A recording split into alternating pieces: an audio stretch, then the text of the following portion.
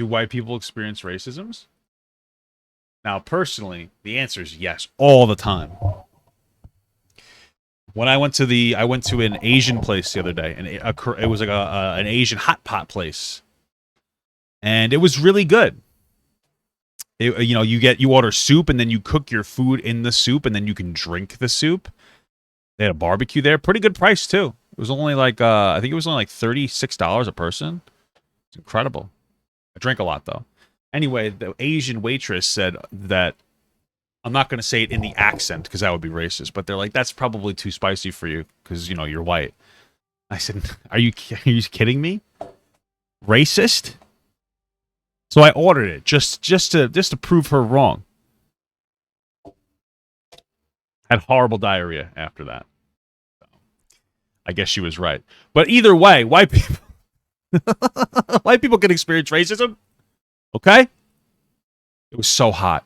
It wasn't American hot. It was like, I don't know, Japanese or Korean hot. It was so hot. My face was entirely red. I eat hot. All the time I'm eating hot stuff. But okay, It's a social experiment that brings humans with opposing beliefs or experiences together. These discussions may contain viewpoints that are the result of misinformation. Remember to seek out experts and to be critical of your own biases while forming an opinion. Please see the humanity in each participant, and as always, we encourage empathy. Empathy, these nuts in your mouth, am I right? Two things can be true. You can have had a very hard time. Privilege is not just limited to white people, but to say white privilege doesn't exist from historical context, to me, is respectfully absurd. That's fair. I like that. Not everybody necessarily, not everybody's privileged, but like generally speaking, you're going to probably have it a little easier in life being a white person, in America at least. It's just kind of the truth, but it doesn't mean that you haven't struggled, right? So like a black person absolutely could be exponentially more, like a black person that grows up rich is going to be more privileged than some like lower middle class white person in every instance. It's just the truth, right? But when we talk about this in like a general sense, like, yeah, white people tend to generally have it a little easier comparatively. Or as I like to say it, people of color generally have it harder than white people. I think that's a better way of putting it. It doesn't really diminish the feelings of other people, of us whiteys, whiteys. You know what I mean? You gotta keep us feeling okay. Oh, this is hot fire. Step forward if you agree with All right, so it's 3 groups: white, biracial, and black. Nice. prompt. White people also experience racism. They can. Yeah, I would say that not on a systemic level, but on an individual level, sure. For sure. They can. I think racism is definitely not a one race against the other. Let me turn this up. But I will say one thing, that the most racism I've ever experienced is from my friends. That's just how guys are. You're not friends unless you're being racist. It was always. It doesn't matter if you're white, if you're black, if you're Asian, it doesn't matter. You could experience racism no matter what color your skin is. Yeah, for sure. I think that people have a propensity to kind of have an aversion towards what's different from them. I've been called a cracker before. Whoa. You can't throw it with the hard R. Cracker! You have to throw it out like that. I'm reclaiming the word, by the way. Okay? Going to get beaten up because I was white. I would argue that on a systemic level, white people don't experience racism the same way a lot of other races experience Probably racism. not at all. But I would say on an individual Not at all. Well, I mean, like, okay, I don't know what we consider the system. Like, I worked at a place where, like, it was, like, for instance, my foreman was Hispanic, right? And so he would try to hire other Hispanic people. So you could argue that, like, yeah, maybe white people were missing out on a job based on that. I guess. So would that be called systemic racism? I just don't know that I just wouldn't say it's not really not the same, though. There's usually like less, people of color in like positions of power. That's usually the whole argument. But level, any group is capable of being racist towards another group as well. Sure. So the argument against this position frequently is that racism is a system, not a sentiment in the United States. And I agree with that really strongly. But at the same time, I'm Jewish and racially white and have definitely experienced racism and discrimination. The paradox is that most of that racism is coming from white people or European society. Interesting. White nationalism. Wouldn't that be anti-Semitism that's then? directed at Jews. So I'm Dane. Is that racist? You know what though? There is like an ethnic, ethnically Jewish is like a real thing. Right? So I guess you could consider that racism. I guess I would generally consider that anti-Semitism, but like, yeah, sure, okay. And I'm Jewish. I'm proud. I will say one thing. I really like being racist to Italian people. All right, I hate Italian people. Not really. They're my friend. I'm friends with Italian people. Being Jewish and being connected to an ancient religion and culture, but I'm not proud to be white, I would say. White privilege, I think, is an aspect of American society. I think it exists. When I go to a job interview, I don't have to worry about my hairstyle or the way I normally speak or my name. And that's something perhaps a black person would have to worry about. Can they disagree a step forward? So I just want to say that I want to validate everyone's individual experiences. I do also believe that white people experience bias, prejudice, but the reason I did not step forward is because by definition, racism is tied to power and economics. So I know that you're smiling as if you're correct. That is a more modern day interpretation of racism. And even then, the definition doesn't make it exclusively when it's tied to power. I don't think that trying to reshape the way that we like experience this language is going to be positive in any capacity, right? So if you look up the definition of racism, it mentions power dynamics as a potential source, but it's not an absolute. I'll just look it up real quick, right? So so it says a belief that let's see, prejudice, discrimination, or antagonism directed against a person or people on the basis of their membership in a particular ethnic group, typically one that is marginalized or a minority. Typically does not mean always, and that's a more modern day interpretation. I don't think that it's a positive thing to try to compound individual and systemic racism, because it doesn't really do anything positive for the conversation at all about it. You're not gonna like, nobody's gonna be like, oh, I understand systemic racism now. Like, because you're okay. Telling people that they can't be the targets of individualized racism is not going to make those people more open to educating themselves on systemic racism. All you're really doing is you're trying to like set up a standard where like white people can't be victims when they are being targeted by racism, which sometimes white people are. Is it usually the same or as prevalent? Absolutely not. And I think that having that nuanced discussion is important. But this is the thing, is that from a sociology or an anthropology perspective, that's where this conversation about where we compound individual and systemic racism comes from, because these are studies of society and not individuals in society, right? I don't think that it's good form to say that this is just how things are. Obviously, words are social constructs. We can make words mean what we want, and definitions mean what we'd like to make them mean. So like if we wanted to, like, yeah, for sure, we could decide that these are basically one thing, but we shouldn't compound the two. We should be a little bit more intelligent about it and have more like educated conversations about this, because it's not gonna turn people on to the conversations about racism if you just like exclude white people. Like it's not gonna, if you're like, yeah, you can't be the victim of racism. So I would just be careful about kind of utilizing that definition. I don't think it's productive.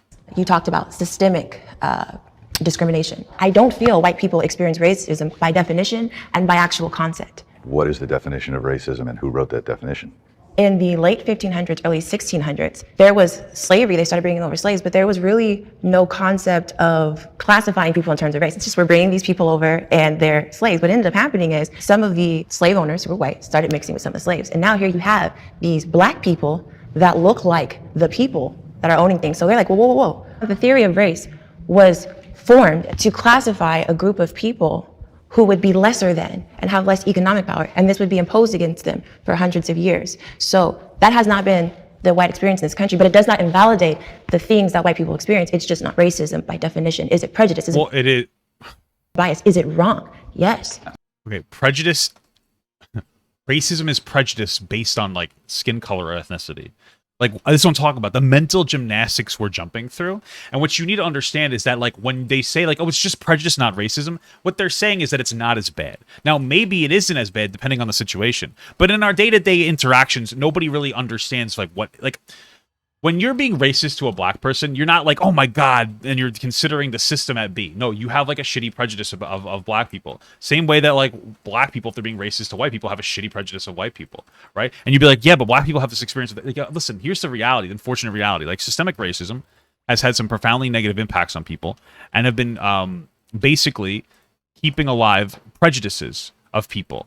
Right? Like black people aren't like, if we look at the trends, black people tend to like commit violence disproportionately. It's not because black people are violent, it's because of like systemic racism. The thing is that if you're a white person and you're living in an area with a lot of black people and they happen to like, I don't know, bother you in some capacity, even if you have racist thoughts, it's 100% wrong, but it's based on your interaction of like, see, when somebody causing a crime, it's because they're black. And then you have these like shitty racist thoughts, which are always wrong.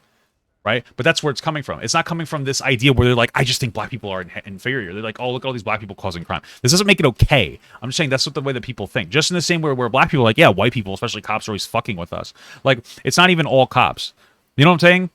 So it gets us into like this really shitty situation where people are acting poorly in general across all racial groups, and they're letting themselves lean into stereotypes because it justifies how they feel in their immediate surroundings without any education. But nobody has like this deep understanding of systemic racism every time that they're talking about it. It's a lot of just shitty bullshit that needs to be taken down. We need to like get to the root of like obviously like systemic issues, which is usually going to be like, you know, providing wealth, just getting rid of wealth disparity, et cetera, et cetera, et cetera.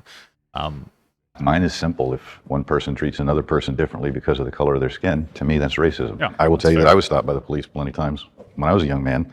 And I will also tell you that I then decided to spend 35 years as a policeman. I'll tell you that I stopped lots of kids coming home from school. Depending on who it was that I stopped, the first thing out of their mouth would be, you only stopped me because I'm black. And I would say, maybe you did. you're driving a sports car with a back window that's this big, I can't see who's driving, and I stopped you because you're doing 95 and a 55. I had no idea who I was pulling over until I stopped you. Now, if I treat you differently because you're black, then I'm a racist. But if I write you the same ticket that I was going to write you before I knew who was behind the wheel, I'm not.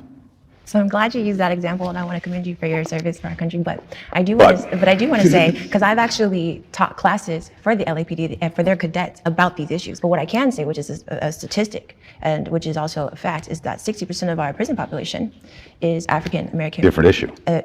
Yes, but let me finish, please. Is African American males, right? When you go into a system and you are kept in that system and you're cycled through probation and there is a systematic sequence of oppression, that's not happening to white males. So it's bigger than just the stop itself. It's the system. My name is Sierra. For sure, but like this is one of those things where it's like this is like the problem. It's like, yeah, due to these like historical systemic like actions, black people tend to commit more crimes because of lack of opportunity, but they're still committing more crimes.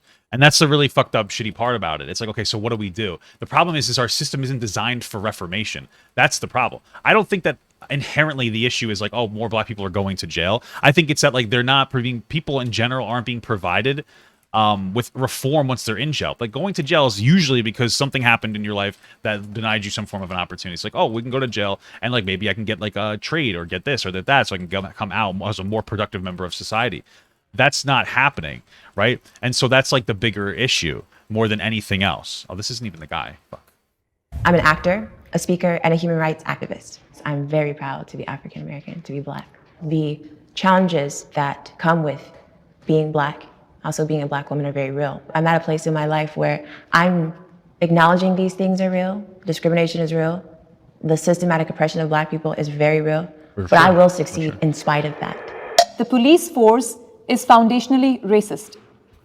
Foundationally racist. I mean, I guess you'd say that because didn't the police force, wasn't it created to regulate slaves? Would you consider that foundationally? I think that there's a lot of like racial biases and there's a lot of problems with the system. And that we should implement measures to make them more accountable, like body cameras on everybody. Live stream them on Twitch. You know, imagine getting like $100 donation to just shoot the guy. Crazy. Anyway, yeah. I believe so. I think that's why it was started. I think that police, like way back in the day, was like started to, you know, try to capture slaves who had run away in some capacity. Isn't that crazy? It's fucking nuts. I want to start off by saying I don't think that every cop out there today is racist. Same. I think there are a lot of them. It's one of those things where it doesn't take. It's only a couple cops have to be bad. But when you have like bad interactions, like boom, that really sours you. We all do it, even if it's rational or not. Like, dude, it only takes a few. Like, how many of you guys are out there like, I hate women, they all stink, because you've had like 2 bad girlfriends. You know what I'm saying? Like, this is what happens. We all do it. We all. It's just what happens. It's crazy. You know.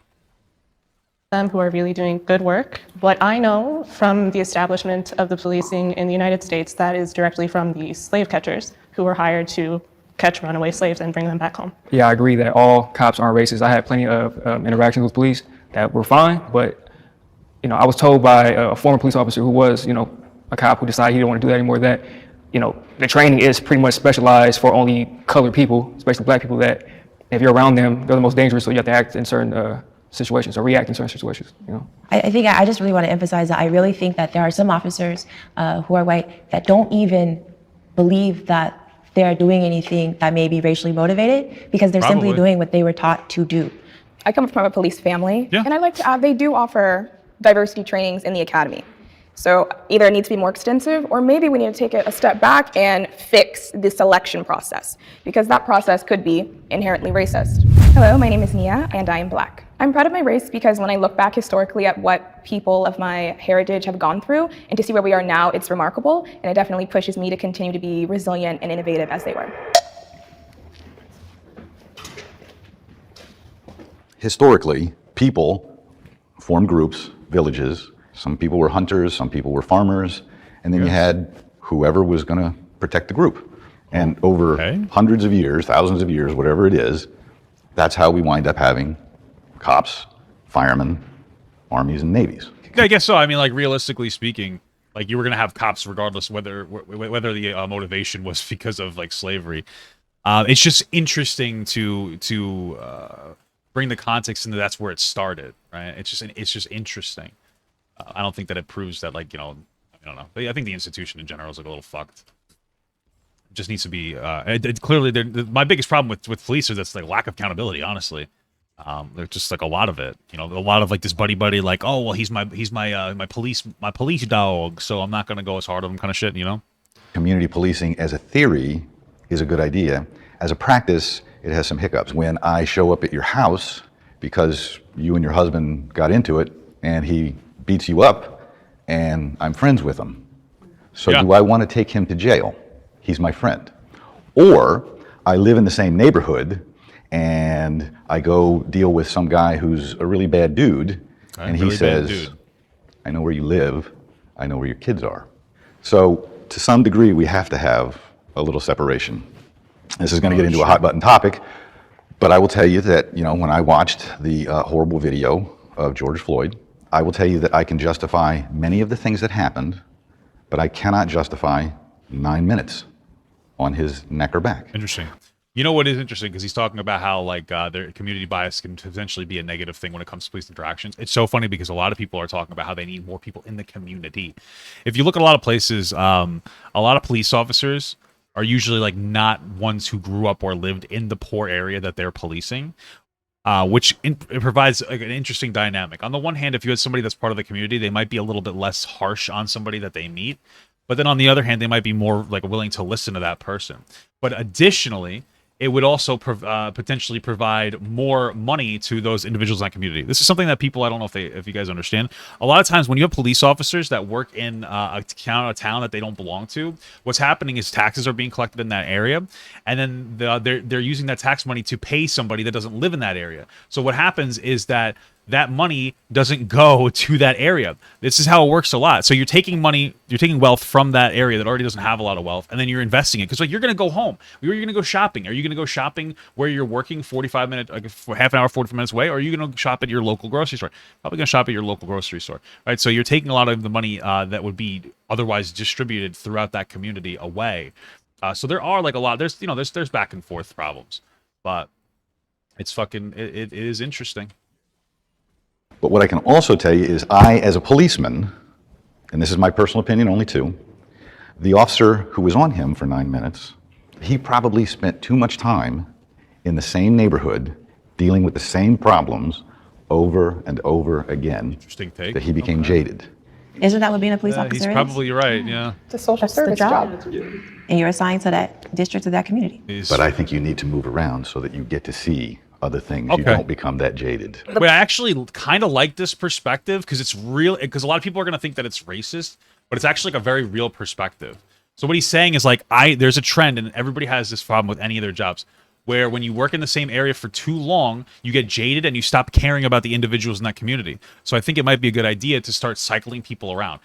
He's observing what I would consider, like, a pretty, like, factual psychological aspect, and he's saying that you need to remove people from that area after a time so that they don't stop caring about people in that community. Because if you're seeing like a trend of people like, oh, this person's coming, oh man, It's the same wherever you work. Like if you're working at a fast food place, a lot of times people don't want to eat that fast food anymore because you're just disgusted by it. If you're, unfortunately, regardless of who you are, I think it will happen to anybody working in like one area, and if you're gonna develop a bias, that's not correct. You shouldn't be developing it, but it happens. So we should move people around so that they don't develop these biases, so that they don't start treating people as less than. Like it's a really hard take. But I think that like he makes sense. He's like, I noticed people get burned out, and if we want to counter and fix the problem, we need to deal with that. So we need to take people out of areas. We shouldn't be having these guys that are like, career cops and these are just degenerate black people. It's like, Jesus Christ, that's what's going to happen to them when they deal with these problems day in and day out. And again, black people aren't inherently violent at all. It's unfortunately like the ramifications of like historical systemic racism. It's just a really harsh take. It's like a really like, goddamn, like that's a rough dose of reality, Police, no matter what your race is, we have to be integrated all together with the community. But then at the same time, like it is your job to be professional. But you should. I mean, it can be difficult to work through these biases because we're all fucking shitty people in the end. It doesn't have to be community policing, but we all have to understand each other more. I think cultural competency would be very helpful. Like that's my issue. Whether or not the foundations of the police force was or still was racist, now we can change that, but it starts with cops. Like at the end of the day, it's the bad police officers that are our issue. Not all police officers, but the bad police officers, we need to vet them out, and the good police officers, we need to encourage them to be amongst the community. How do we vet them out? By making the police unions accountable, because I feel like that demographic True. of officers, they're actually making things a lot worse for the other officers that are actually just trying Absolutely.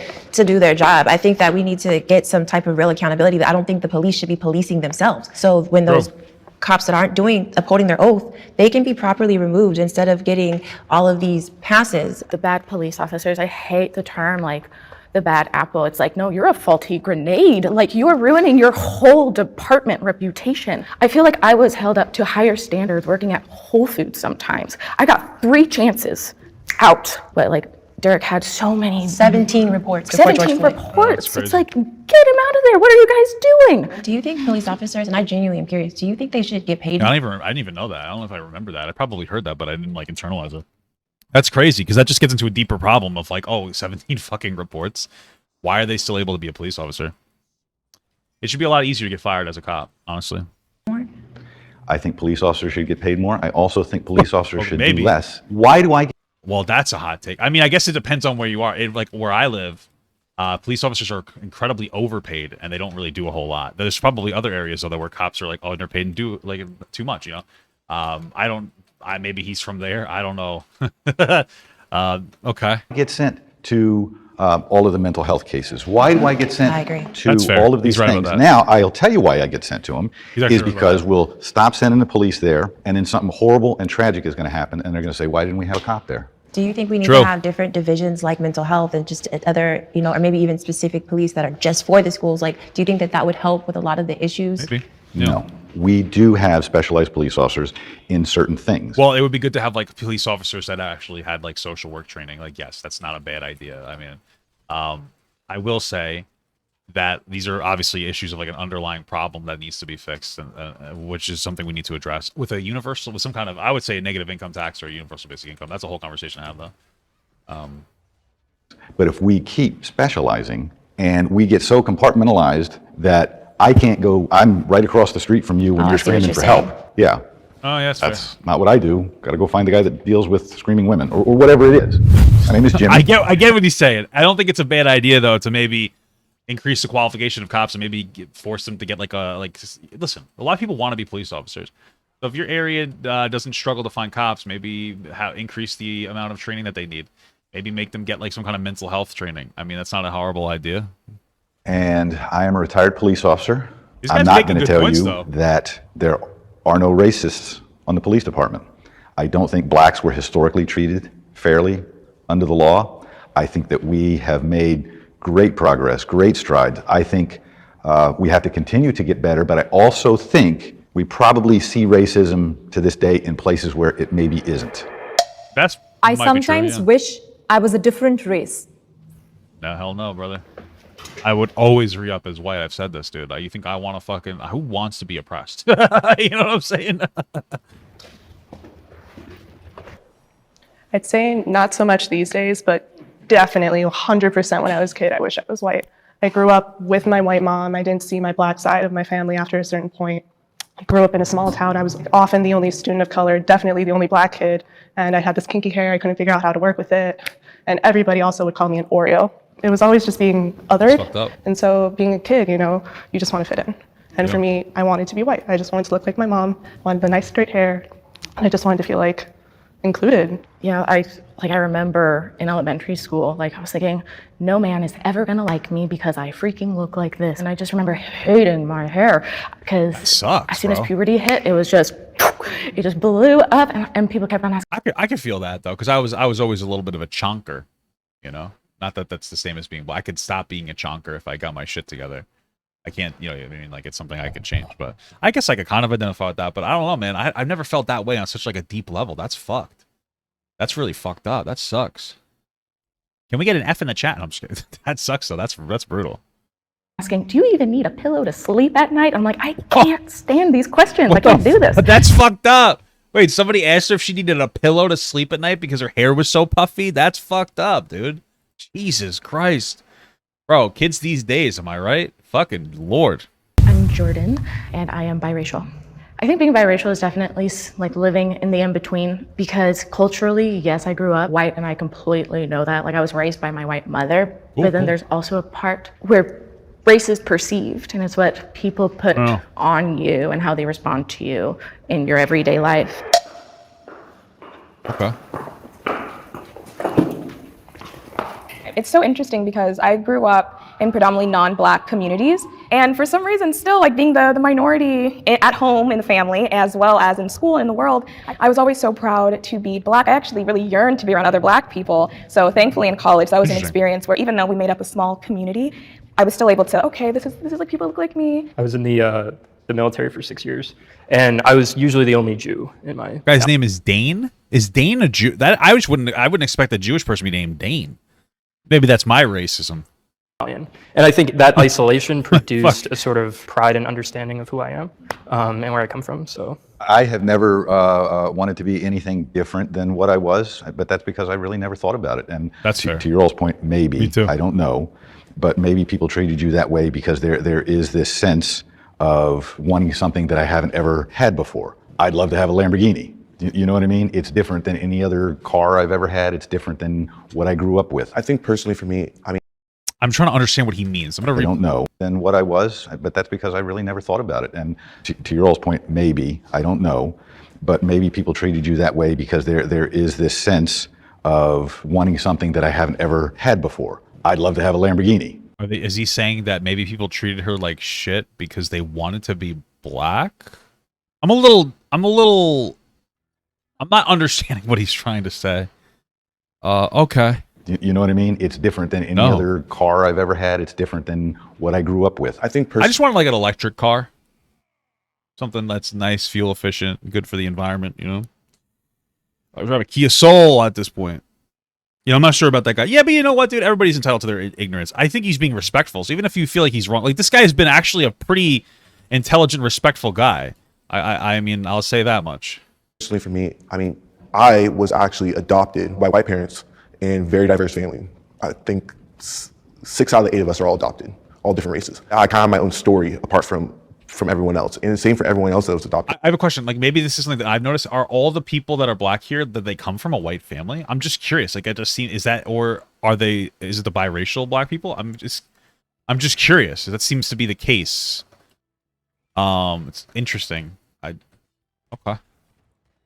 In my family, they have their own story. I always had pride in it, but at the same time, my parents no matter the color of their skin. It's the people who raised me, and they raised me just not looking through the lens of race, and that's what I've always done, and I never wanted to change my race at all either. I'm Joshua, and I'm black. I've never experienced racism. I've experienced stuff from people from my own race. I grew up in a white family by white parents. I was constantly called whitewashed. It upset me, but I didn't let it get to me. Being black in America, to me, is just being an American in America, just like any other person. White privilege exists. Probably, yeah.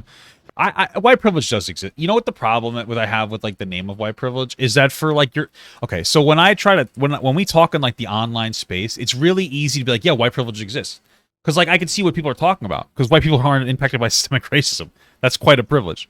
The problem is that when we communicate these messages, we should try to keep in mind that we're all very terminally online, and that communication to people offline may not be the best way to advocate for the understanding that systemic racism exists. Because that's the number one thing that we're trying to communicate. Like, hey, systemic racism exists, and that we as individuals should try to, for the most part, vote in a way that will benefit people, not just us and ourselves, right? The thing is that like when you say something like that, it can be off-putting to somebody that's just got off their 9 to 5, that's been working, like 40, 50 hours a week, that's just trying to survive, and then you're telling them that they're somehow privileged, even though they're oppressed in another way, which is usually financially. Because I think that a lot of people are feeling very disgruntled because we are not distributing the way that wealth is distributed is horrible. It's like a fucking profound dog shit, right? And so that's like the messaging can be like a little bit off. If your end goal is to like educate people, especially white people, that's who need to be educated on systemic racism, right? It can be a little bit difficult to communicate that to people.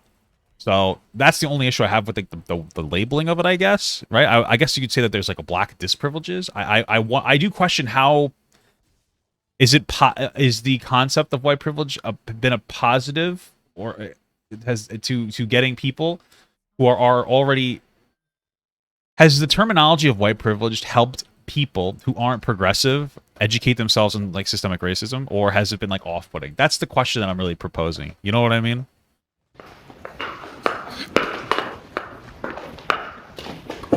I mean, America was founded by white people for white people at the time. Oh yeah, institutions were designed to benefit white people. Sorry. So, I mean, of course, white privilege lingers into society today. You can't deny that. Where I would argue with you just a little bit is I think we throw out the term white privilege far too often for things that aren't necessarily white privilege. I've got to agree with you completely on that one. I think there's generational white privilege for sure, but I think now it's almost used as a reason to shame tactic. Try as hard. If we stop doing that, just really like work for it and not use white privilege as an excuse, then we could really get somewhere as in the black community. I would respectfully disagree. Like, all of that is true to an extent. Like, I graduated university during the pandemic, the height of it. I went abroad for university. I got 2 degrees. I graduated with honors. Learned to speak 2 languages. I should have been able to get a job right away, right? No, it took me 9 months before I was able to get a job. Had to go completely outside of my field. But then when I look, is that a white privilege thing though, or is that like, is that just like is that an issue with like wealth distribution? Like, is that because what did she say? What degree she got? I might not have been paying enough attention. Did she mention the degree that she has as well? Because that could also be them choosing. She might have chosen like a bad degree to focus on as well, and that's like not super desirable by society, and that could be an issue there too. This guy really needs to fucking like actually play the game, because that's kind of normal. That's kind of like a normal experience, I feel like, nowadays. For a lot of young people, getting a job, going through college and not being able to find a job, that might not be. See, that might potentially prove his point of people over labeling it. But looked at all of my white colleagues who were in my program, all of them were hired immediately. I need to introduce you to my daughter. Maybe. She's white. Took her a long time. And I'm not saying that. I'm saying just she didn't get her job in what her degree is in either. I respect that, but my point is saying me comparing myself to the white students who were directly in my position, they're successful, I'm not. This country was founded upon white people coming and then putting in act Jim Crow and other laws saying that if you are not white, you are genetically inferior. You are not even a person. And some of those laws are still, and those systems are still in place today. 2 things can be true. You can. I wonder what she's mentioning, because I'm sure that that's true, but what law or system is still in place? I have a genuine question, like specifically. I wonder.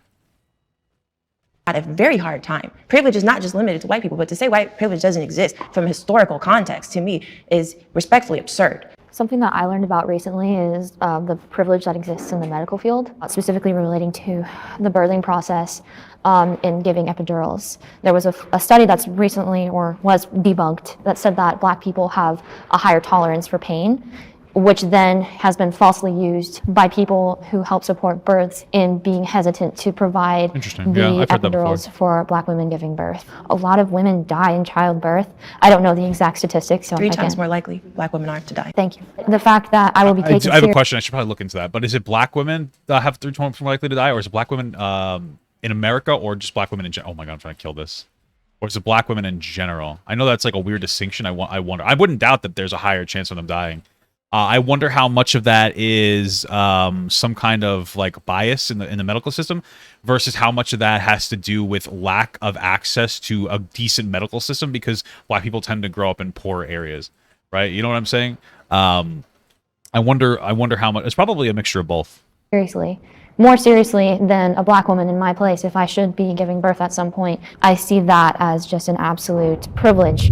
My name is Bryn, and I just graduated, and I'm currently gaining hours to becoming a licensed therapist. As a therapist in school, we're taught to approach things with what's called cultural humility. Cultural humility is being curious, and instead of trying to have all the answers, working collaboratively with the client to kind of understand where they're coming from.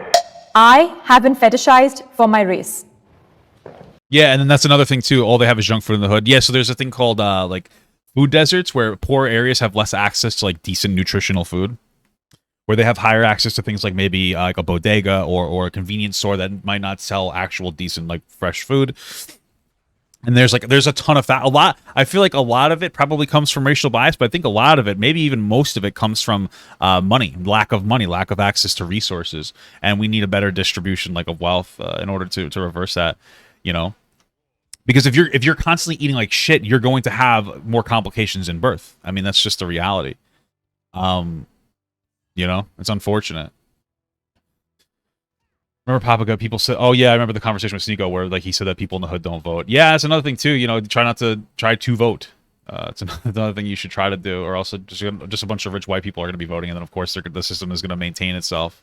That's another factor. Isn't it so interesting? It's like a self-fulfilling prophecy. They're like, well, the government's not going to care about me anyway, so I might as well not like care to even bother voting. But then what ends up happening from that capacity is that you're no longer you're taking away your ability to advocate for yourself. So it's unfortunate. And I know it can be difficult to vote, but then it's also like, you know, one of those things where I know one person's vote doesn't matter, but if you can get 100 people to vote, it could matter, especially in local election. Like these are things that are very important. You know, the standard one, oh, you're pretty for a black girl. I'm like, that's not a compliment. That's so weird to say. And like one of the go-to pickup lines for men, they're like, oh my God, what are you? I'm like, this is not cute. I'm tired of having this conversation. This is lame. Yes, I know I have green eyes, hazel eyes. Like, let's move on. I think black women in particular are just extremely sexualized and fetishized. Every day I go out, I'm making sure that my outfit is, you know, okay, because I don't want to draw certain attention. The way I wear my hair, if it's in an afro, if it's in puffs, if it's in braids, I'm going to get treated differently. Yeah, every single day. Is that a thing? Black women are sexualized? I've never really heard of that before. I guess that's something I'd have to look into. Something happens. So there's a form of positive anti-Semitism where Jews are perceived as like being put together, coming from money, being doctors, lawyers, and, you know, women are attracted to those sort of things. And then also too, like, all Jewish men are circumcised. Some women have that preference. So I definitely experienced it, but I feel like it's a sort of subtle. Isn't it interesting though? It is kind of interesting that, and then this is a little bit off on a tangent, that like women will be like, oh, some women will be like, oh, it's stupid that like we have to shave our whole bodies. It's perceived as dirty or whatever, and that's like sexism, and to have that expectation. But then men will sometimes have the expectation of literally having a piece of their penis removed in order to be perceived as clean. Like, isn't that like kind of fucking crazy? It's just, that's nuts. Trivial thing. Like it never really bothered me, but it's occurred nonetheless. Yeah, I've had experiences in high school, college. You know, people ask me to stop me, mainly women. Like, oh, are you Egyptian? Or are you black in this or black in that? There's always something. It's always black in something else. And I don't let them know what I am, and they're like, oh, that's exotic or something crazy. You know, my name is Dino, and I'm biracial. I don't want people to think that I'm like split between being black or white. I acknowledge that I'm mixed and I'm biracial, but for the most part growing up, I was always considered black. I consider myself black. My family did as well. So I don't think we should live in a colorblind society, but I also don't think we should stay stuck and feel like we can't move forward and still thrive and accomplish things because of our skin color and where we live in America. I would just have a question for everyone who stepped forward. I'm just curious how that's like. What's it like? Exhausting. It sounds exhausting. Yeah, I think black women historically. This is a typical. Oh, what is that like, guys? The way that she said it was so weird to me. Oh man, it must be so rough being black. Probably. It's just like kind of like almost babying the way she said it. She didn't mean poorly by it, so I'm not trying to like shit on her, but it was just like kind of funny the way she said that. Yeah, I don't think I've ever been. I mean, I've never been fetishized or whatever for my race at all. I guess for my fatness, the gay guys love it, and I'm not even offended by it, to be honest with you. But you know, that's just me personally. I'm gonna die. That's just me personally. We have a really interesting relationship with desirability. Culturally, it seems as we're not desired. And then when we are, we're being fetishized. So it's like, okay, we're usually not desired, but now we are. Am I supposed to lean into this fetishization?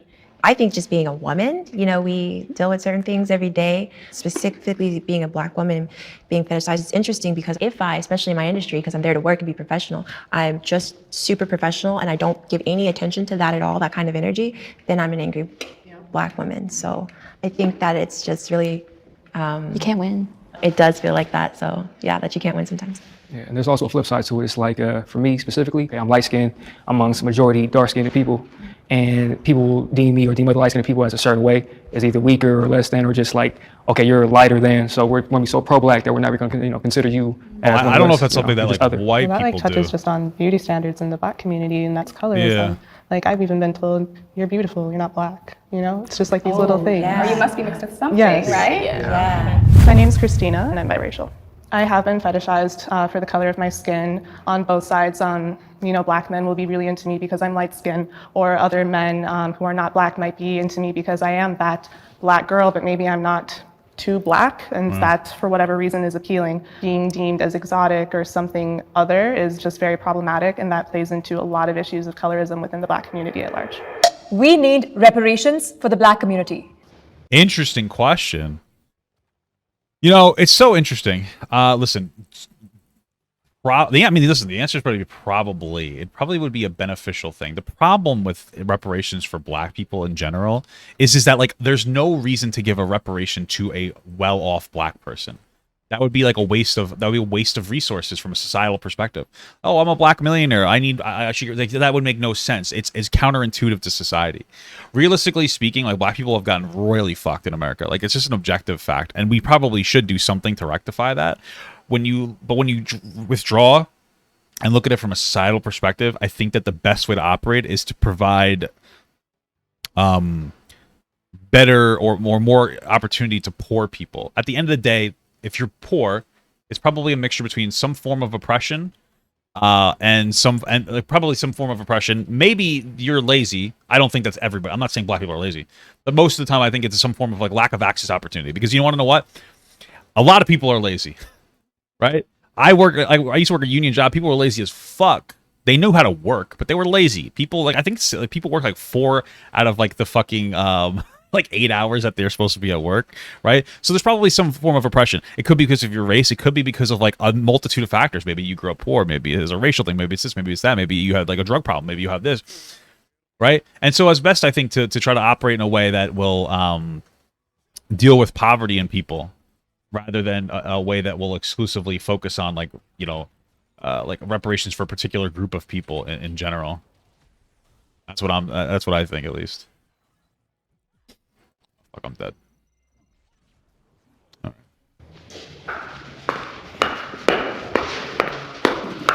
I don't think people need like individualized like paychecks. Like I don't think that's gonna like work. But I think pouring funds into communities who could really use it, building jobs there, more education there, like more For real, like opportunities would do so much. Like for real, like I because we're talking about social programs now, and this is something I used to talk about all the time. I should talk about more. Is that I'm very apprehensive about like individualized micromanaged programs. Like we talk about like, oh, we should invest more money into communities through this. And I think that we should just give people money. I think that we should reform our welfare system so that people no longer get like food stamps. People no longer get like money in those capacities, but people just get money based on how poor they are, generally speaking, right? Because I think that one of the problems with our welfare system is its conditionality.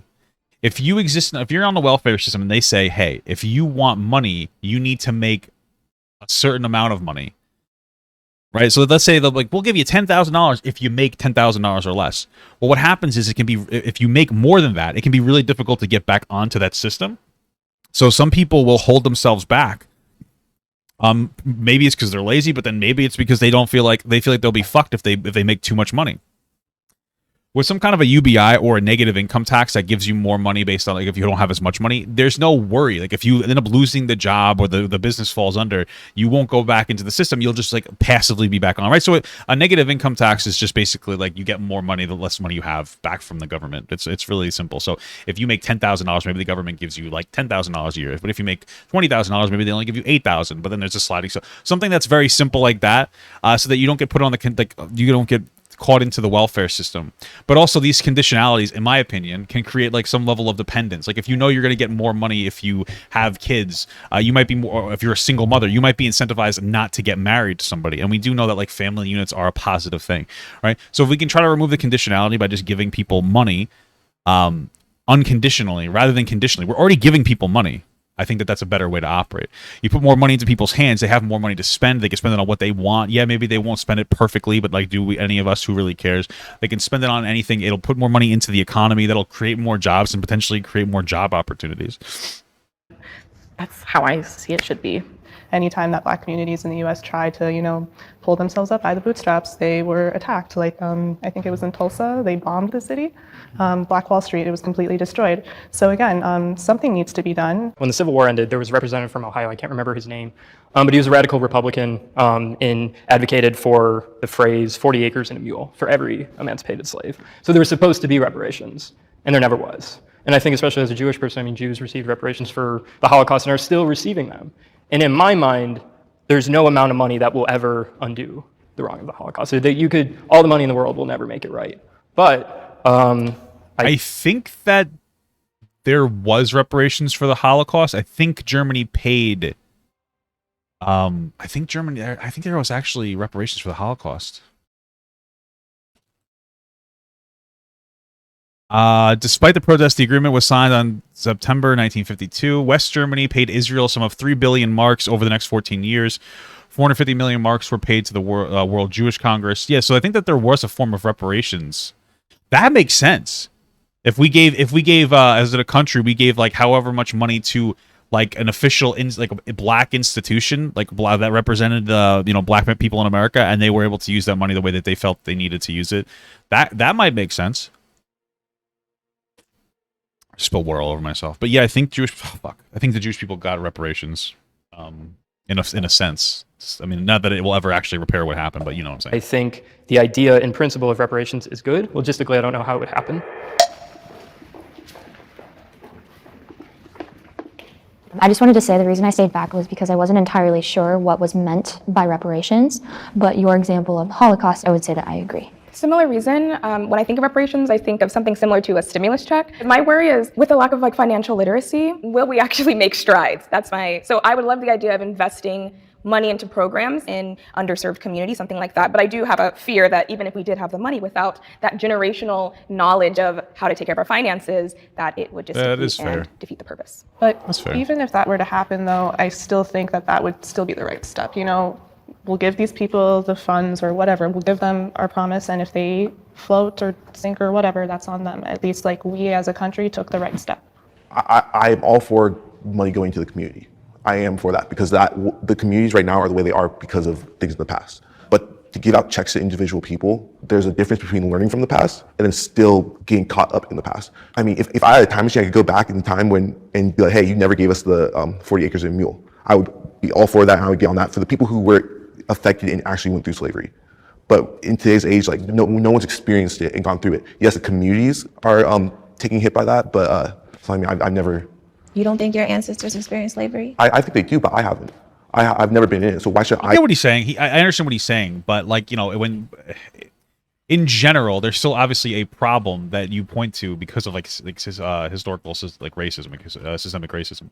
So when you say you didn't go through it, but I still think that it would be probably a good thing to do something. You know what I mean? I don't think it's a bad idea to do something.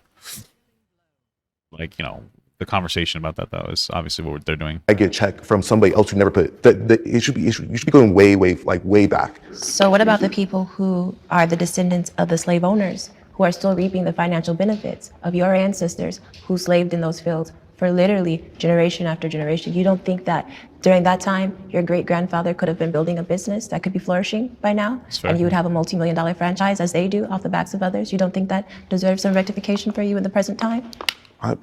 To be honest, like, no, because again, it's something that happened in the past. Again, I haven't experienced it. I'm doing fine right now. I'm doing fine. And I'm not going to be all upset over somebody else's ancestors who I don't even know who enslaved my ancestors. That's an interesting thing, because like this guy very well may not be impacted by systemic racism the same way as like other black people, right? Like which is not everybody's like, it's not, black people aren't a monolith. Not everybody has the same experiences. I understand what he's saying. But she's just saying like, hey, what about like how many hundreds of years we lacked the ability, or your family lacked the ability to generate like, finances and whatnot for I don't need it. I have no reason to have it. So for me personally, I'm not upset about it, but I do feel my grandfather on his side, they were the first family in the state of Texas to actually file for reparations. And for me, I'm succeeding in spite of that. But to this gentleman's point, when the government says, hey, we're gonna do a thing, obviously the government in itself saw the weight and the error of the wrong, just as the German government did. I think if I want to buy 90 gold chains, that's my business. I think it would be unfortunate, but I think that if I'm entitled to something, I think it should be in the same fashion that the people of Jewish descent got it. I think it should be in the same fashion that the people that are Japanese descent got it. Yeah, I think that they gave money to like organizations that like represented people in those communities. I think that might be like the best idea. Like, yeah, just do that. I think that makes sense. I'd be down for that, bro. I'm gonna die here, but. So you might think it doesn't affect you, but overall, I think that we have been greatly impacted by slavery, even up to current. I just choose not to focus on it nonstop, so it doesn't become something that holds me back. But I definitely think it's something that we're entitled to. Thank you. Great, guys. Thank you. Thank you. I really appreciate it. Would diversity hires enrollment be considered reparations? Probably, yeah. I mean, you technically, sure, like diversity hires might be considered reparations. A lot of things like that might be considered reparations, for sure. I could see that. Yeah. I mean, I guess the question is that enough? Thank you so much for watching, guys, and another special shout out to all my Patreon and Twitch subs. If you'd like to support this channel further than you already have by just watching the video alone, go down in the links below where you can sub on my Patreon, which will allow you to get your name on this beautiful black wall. Or you can go to the Twitch page and you can actually use a free Amazon Prime sub, if you have Amazon Prime, to subscribe. Thank you very much, guys. Take care.